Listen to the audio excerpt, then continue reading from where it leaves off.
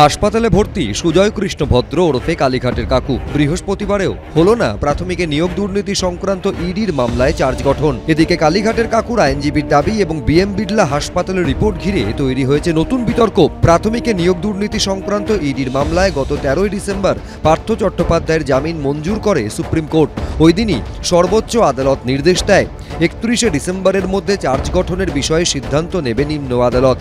জানুয়ারি মাসে দ্বিতীয় ও তৃতীয় সপ্তাহের মধ্যে সাক্ষ্য গ্রহণ শেষ করতে হবে।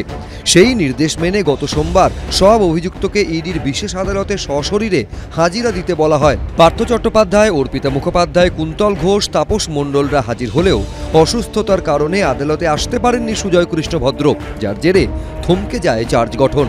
ওই দিনই বিচারক নির্দেশ দেন বৃহস্পতিবারের মধ্যে সুজয় কৃষ্ণ ভদ্রর মেডিকেল রিপোর্ট জমা দিতে হবে আদালতে। তারপর চার্জ গঠন নিয়ে পরবর্তী সিদ্ধান্ত নেওয়া হবে। এদিকে আদালতে সুজয় কৃষ্ণ ভদ্রর আইনজীবী বলেন, তার বাইপাস সার্জারি পরবর্তী সমস্যা দেখা দিয়েছে। সুজয় কৃষ্ণ ভদ্রর পেসমেকার 10 বছরের পুরনো, ব্যাটারি কাজ করছে না। এরপরই ইডির আইনজীবী বলেন, বিএম বিড়লা হাসপাতালের রিপোর্টে শেষ অংশটা দেখুন। আদালত সূত্রে দাবি, বিএম বিড়লা হাসপাতালের রিপোর্টে বলা হয়েছে সুজয় কৃষ্ণের হৃদযন্ত্র সংক্রান্ত কোনো সমস্যা নেই। এই মুহূর্তে হৃদযন্ত্রের সমস্যা সংক্রান্ত চিকিৎসার প্রয়োজন নেই। সুজয় কৃষ্ণ ভদ্র অজ্ঞান অবস্থায় এসেছিলেন। অন্য কোনো সমস্যা আছে কিনা তা জানতে অন্য হাসপাতালে স্থানান্তর করা হয়েছে। এখন ডাক্তাররা দেখছে এবং ডাক্তাররাই ওপিনিয়ন দিতে পারবে কি ওনার শারীরিক সমস্যা হচ্ছে এবং আরও মেডিকেল ট্রিটমেন্ট লাগবে কি লাগবে না। আগামী সোমবার এই মামলার পরবর্তী শুনানি হবে ইডির বিশেষ আদালতে।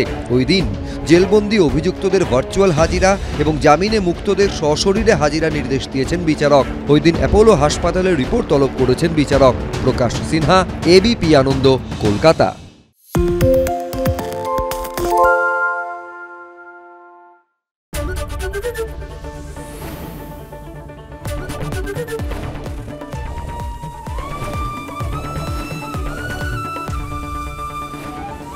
এবিপি আনন্দ, এগিয়ে থাকে, এগিয়ে রাখে।